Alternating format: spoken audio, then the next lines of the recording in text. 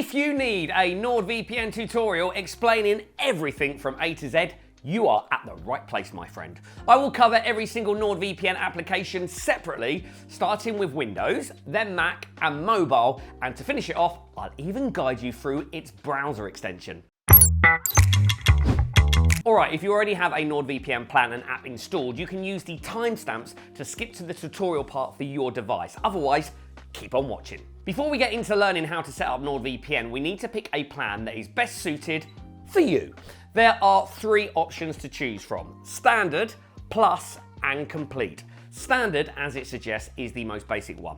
Now, if you want a password manager, the Plus plan includes NordPass, and Complete plan adds NordLocker for encrypted file storage. Keep in mind that those are standalone apps, so if you only need a VPN, the Standard plan will be fine. It has all the available VPN features. Oh, and by the way, whichever plan you choose, you can get a massive discount by using the links from the description. It's always updated to get you the best deal possible. Alright, once you've got your plan sorted, let's breeze through the sign up bit. It's dead easy. Just type in your basic details and payment info. After that, you can nab any app you want straight from the website. But if you're after NordVPN for your smart TV, grab it from the dedicated app shop. I'm not doing a smart TV NordVPN tutorial in this video, but if you would like one, drop me a line in the comments and I will sort it out for you. Okay, let's kick off with a NordVPN Windows tutorial. If you're on Windows, you are in for a full-featured version available right on the NordVPN website. Setting up is even easier if you're a complete beginner. Just a couple of agree and allow clicks and you're good to go. After that, enter your login details. Don't be surprised though if a browser window pops up. It's all part of the process. Once you've entered your info, you'll bounce right back to the app. So, you might come across the suggested settings. Feel free to flick them on, but if they sound like tech jargon right now, no worries, I will explain all later. For the moment, you can give them a miss and head straight to the main dashboard. Over here, you'll see that massive world map that I show in every NordVPN review, but there is also an option to select a server from the list and a toolbar with icons showing different features. The key info to grasp is how to connect to a VPN server. If you're just starting out, keep it simple and hit the quick connect button right here. It will connect you to the closest and fastest server. There you have it! You're now shielded under the VPN protection. Of course, you can also pick a server yourself, and there's plenty to choose from. NordVPN has over 5,900 of them across 60 countries. Imagine I wanted to connect to France. I could scroll through the country list or give the search bar a whirl. Although personally, I usually opt for the map to pinpoint it. Take your pick, give it a go, a simple click, and there you go. You've just landed in a whole different spot in the world. Virtually though, of course. After you've given the NordVPN app a spin a few times, you'll notice your recent connections hanging out here. Handy for quick access whenever you need it. In this corner, you've got the lowdown on the current VPN status. If you want a breather, hit pause. To call it quits, use the off button. Feeling like a switcheroo within the same country? Click this icon and voila, different server, different IP address. Cool, right? However, to use NordVPN fully, you need to know how to use NordVPN settings and features. To tweak your settings, slide into the menu using the cogwheel icon tucked away down here in the left corner. Once you're in, you'll find a handful of categories to explore. Kicking off with the general settings, most of the stuff in here boils down to personal preference. For instance, dark mode, a vibe I'm totally going for right now. Since the app is finally in the right color, let's go through the rest of the settings. To be fair, most bits here are pretty self-explanatory with handy little descriptions to guide you. For example, there's the nifty option to kick off the app when your system fires up, doing precisely what it says. However, diagnostics might throw you off. You'd only be taking a peek into that when something in the app doesn't work properly. Finally, we've got the optional background processes button. Though, fair warning, if you flick this off, it's going to make most of the app's features useless. From the kill switch to the VPN connection when you shut down the app, so you're better off just leaving it on. To be honest, the next set of settings holds more weight for me. This is where the VPN protocol sits, essentially the powerhouse that fuels and encrypts your VPN connection. My suggestion, stick with automatic. It lets the app adapt to your network and needs. Alternatively, you can go for NordLynx, which gives you the best VPN performance. Now, bear in mind that using a VPN server means a bit of a speed dip no matter what. NordLynx though keeps it as minimal as possible. Moving on to the auto connect feature. This one is a must for me, especially when I'm tapping into public networks, which are usually unsafe. You've got the option to set when you want NordVPN to auto connect, and if you dive a bit deeper, you can handpick the precise server you want. This pairs seamlessly with the launch on startup toggle in general settings, guarding your network as soon as your PC fires up. By the way, I also added a couple of trusted networks right here, since I don't use a VPN at all times. Now, for rock solid continuous protection, you'll also want to bring in the kill switch. We'll dive into that in just a second. Just before we get to that though, about this final trio of settings, they cater to specific scenarios. So if you want to find out more about them, leave a comment down below. All right, so what is the kill switch feature? It's for protection against IP leaks. It will cut your internet connection or quit selected apps if it detects any suspicious interruptions. There are different kill switch options, so just keep at least one turned on if you don't want to risk IP leaks. Another essential for any premium VPN is split tunneling. It allows you to choose which apps go through a VPN connection and which are excluded. For instance, I can exclude Spotify from using my VPN connection, allowing me to include it in the list. Here's a suggestion: keep the desired app open before selecting it. It will appear here, otherwise you might have to navigate through program files, which can be a bit bothersome. Now, the rest of the settings consist of details about your profile and subscription. Nothing out of the ordinary, well, except for this Nord security promotion of their other apps. So that's it about the settings and setup. So now let's get on to the features. I already covered the dashboard and skipped over the specialty servers. Those are not going to be needed for everyone as they have very specific uses, but I will still cover them briefly. With an extra fee, you can get the dedicated IP server, which gives you your own personal IP from a selected country. For an extra layer of security, you can use double VPN servers. It does pretty much what the name suggests. Instead of connecting through one VPN server, your connection goes through two. Onion over VPN is kind of an improved version of double VPN. It introduces the Tor network into it, which means your traffic is going to jump through a few remote servers before reaching the VPN server you are connecting to. That's extremely safe. However, it comes with a cost. It makes your connection slower. And then we have obfuscated servers, which is a saving grace for those who are fighting censorship. It helps with government restrictions or blocked websites in schools or work. Now, moving on to the taskbar, you can easily reach the threat protection feature. A comprehensive list of its functionalities is available, ranging from ad blocking to detecting malicious files during downloads. It essentially combines the features of a mini antivirus and an ad blocker into one. To activate it, all you need to do is simply turn it on. Once enabled, a set of settings will appear, allowing you to customize threat protection according to your preferences. Moving forward, there's the Meshnet icon, designed for establishing secure remote connections. This is useful for many things, such as remote file access and even facilitating LAN parties. Meshnet operates by connecting devices and encrypting the connection.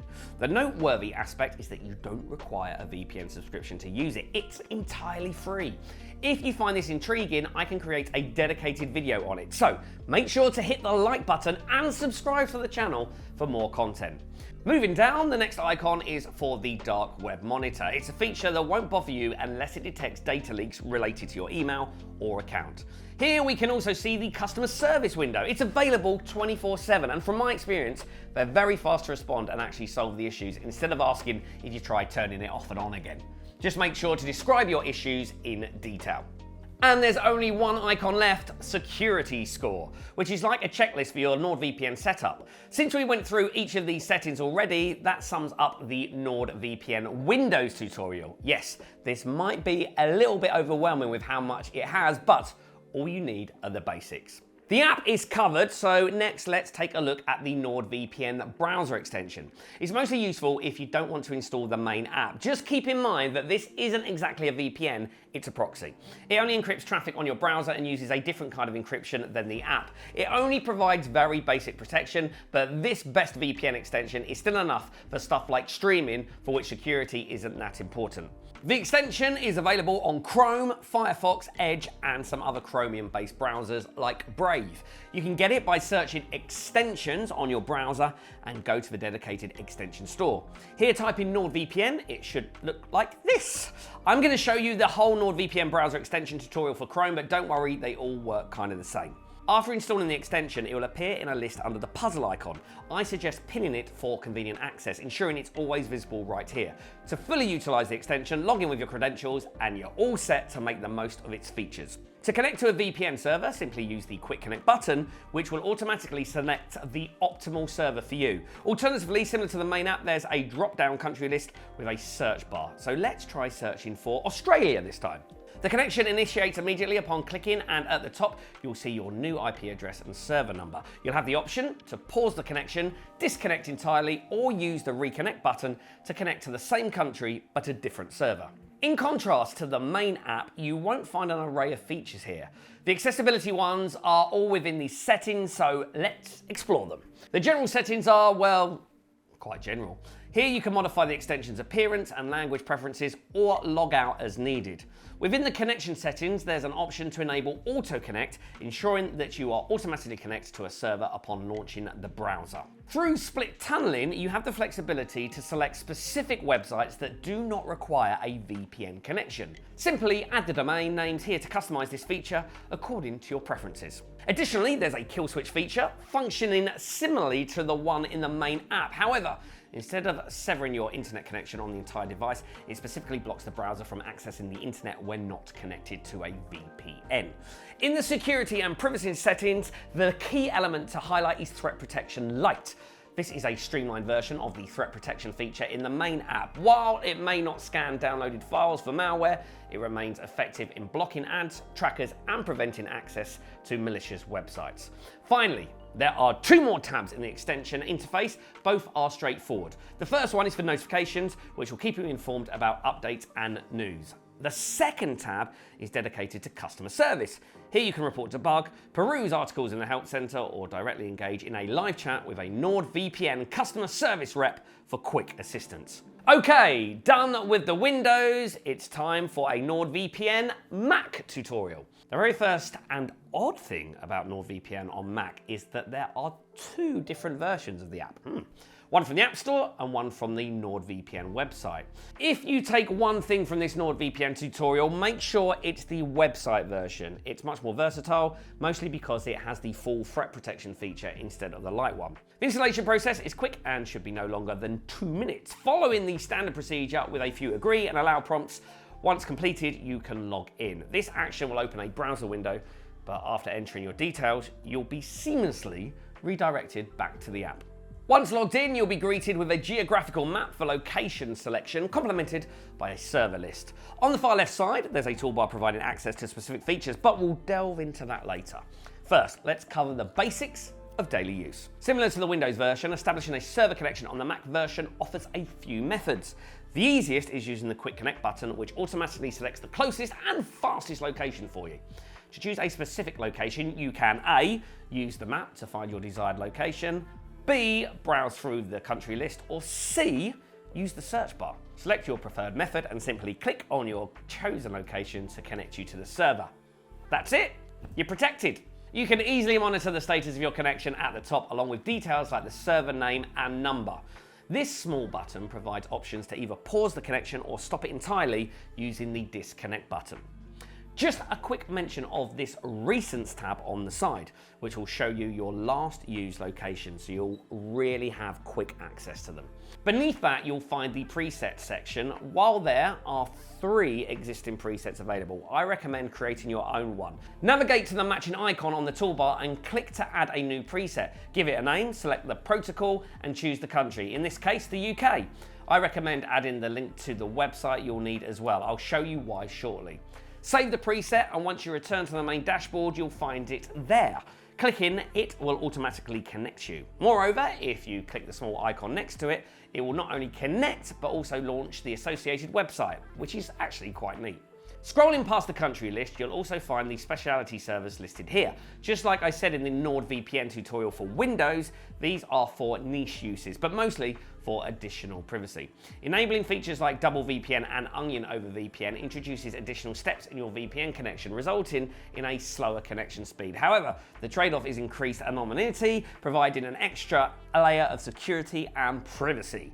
The P2P servers are tailored for torrenting enthusiasts and optimized to enhance file transfer speeds. Additionally, when you switch the protocol to OpenVPN, you'll find obfuscated servers here designed to efficiently bypass various network restrictions. All right, clicking the cogwheel icon in the bottom left corner opens up the settings. If you compare this to the Windows version, you'll notice a slightly different structure. Within the general settings, you have the option to launch the app on startup. This is also where you can select the tunneling protocol. While it's typically set to automatic, you can choose a specific one. As mentioned earlier, NordLynx is the fastest option. The other settings in this section aren't particularly relevant to general NordVPN use. If anything, they are pretty self-explanatory with brief descriptions about their purposes. Moving on, there's an entire section dedicated to AutoConnect. Here you can configure NordVPN to automatically activate when an untrusted network is detected, essentially every network until you add then to the trusted network list. I find this feature particularly useful when working from public cafes. It eliminates the need to manually turn on the VPN to secure my data. The app takes care of it automatically. Next up is the kill switch. In this version, it's app-based, which means that if there is an issue with your VPN connection, it won't cut off the internet for the entire device. Instead, it will affect only selected apps. I highly recommend using this, especially if you engage in torrenting. Add your torrenting clients to the list. This way you can prevent potential IP leaks. In the setting, there's an option to add custom DNS, although this is a highly specific feature, more geared towards advanced users. Below that, you can customize the app's appearance, get a referral link for friends, explore other NordVPN apps, or review your account details. Once again, these are fairly basic and self-explanatory options. So yeah, that covers the settings. Features is more fun to cover, so let's do that next. Firstly, let's cover threat protection. If you have the App Store version, you won't find this icon. However, if you downloaded NordVPN from their website, you gain access to a fantastic feature. Threat protection actively blocks ads and malicious websites. Plus, it scans files for malware. To activate it, simply toggle it on and follow the instructions to grant NordVPN the necessary permissions in your Mac settings. While Meshnet is not needed for everyone, it's another useful feature you'll encounter while learning how to use NordVPN. Meshnet creates secured remote connection network, making it great for sharing files or creating remote LAN parties. It's easy to set up as there are guides throughout every step, so I won't dive that deep into it. There are a few icons left. Dark web monitoring informs you about any data leaks associated with your email. This graph icon shows VPN statistics in more detail. Lastly, this question mark icon lets you contact customer support or access Browse knowledge base if you ever have any problems with this VPN. Nord support is available 24/7 and actually they're very fast to respond. Right, the PC apps are covered, but how does NordVPN work on mobiles? Both Android and iOS apps functions a very similar fashion, so I'll only show you a NordVPN mobile tutorial on Android since it has a few more features than its iPhone counterpart. You can download the apps from dedicated app stores on your phone. The installation is really quick and easy on either of them. In the main screen, you'll find the Quick Connect button, designed to automatically connect you to the nearest and fastest server. To select a specific location, you can either use the interactive map at the top or scroll down to explore the locations list. Given the extensive list, you can utilize the search button to quickly find what you need. Once connected, a green line will appear at the top, accompanied by buttons to pause or end the connection. Meanwhile, the spinning arrow icon allows you to reconnect to the same country but to a different server. If you go to the profile section, you'll find settings. Compared to the desktop apps, it's easier to find everything as all the settings are in one area. All right, here you can change the tunneling protocol. If you don't know why you're here, just leave it on recommended, and if you want to make sure you get the best VPN speeds, choose NordLynx. Android users will also find the split tunneling feature here, which is unfortunately absent on Apple devices. This feature enables you to choose specific apps that can bypass the VPN connection. For instance, you might not need a VPN for food delivery apps. Moving on, there's custom DNS for advanced VPN users. While this may not be commonly used, if you're curious, feel free to comment down there below. Local network discovery might sound a bit complex, but I recommend turning this on if you use your iPhone to connect to your smart TV or other devices or smart TVs. This feature can improve the connectivity and interaction between your phone and other devices on the same local network. Meanwhile, the threat protection switch will safeguard you from intrusive ads and malicious websites while you browse with the VPN connection. It functions like a lighter version of threat protection available on NordVPN PC apps since it doesn't block trackers or scan for malware. Still, it proves a very useful ad blocker. The rest of the settings are quite self-explanatory except for the kill switch. This tool acts to block unprotected traffic, preventing IP leaks and ensuring a more secure connection. I highly recommend keeping it on, as it's one of the key VPN features for protection. Now, there are a couple more features outside of settings, like this folder of specialized servers. Honestly, I rarely ever use these on my mobile phone. Most of them are designed to achieve a high level of anonymity, and the P2P one is specifically for torrenting. Since I don't engage in any torrenting on my phone, I don't find them necessary. However, if you do need obfuscated servers, keep in mind that you'll only be able to see them if you switch the protocol to OpenVPN. Personally, I don't need Meshnet on my phone either, but it is worth noting that you can access it through the NordVPN mobile app. If you're interested in learning more, you can jump back into timestamps to the Windows or Mac feature sections for more detailed information about that. In the profile section, there are a couple more features that I find quite valuable. Enabling the Auto Connect tool ensures that the VPN connection is automatically established on the selected network type, and you can specify the exact location that you want to use. Dark web monitoring is another noteworthy feature that keeps an eye out for potential data leaks, while the security store right beside it acts like a checklist for the setup of the NordVPN mobile app. Oh, I almost forgot to mention an iPhone exclusive feature, Siri shortcuts. Using this, you can connect to a NordVPN by just asking your good friend Siri. She's super nice, isn't she? You know what else would be nice? You clicking on that subscribe button. Oh yeah, this is a vast NordVPN tutorial, and it can only reach out to more people if you help us out. Okay, I really hope that by now you know exactly how to use NordVPN and most of its features. And if something is still unclear, I'll gladly answer your questions in the comment section down below. Oh, and by the way, if you've decided to get NordVPN, review their biggest discounts by clicking to the box on the side. You are very much welcome, and I will see you soon.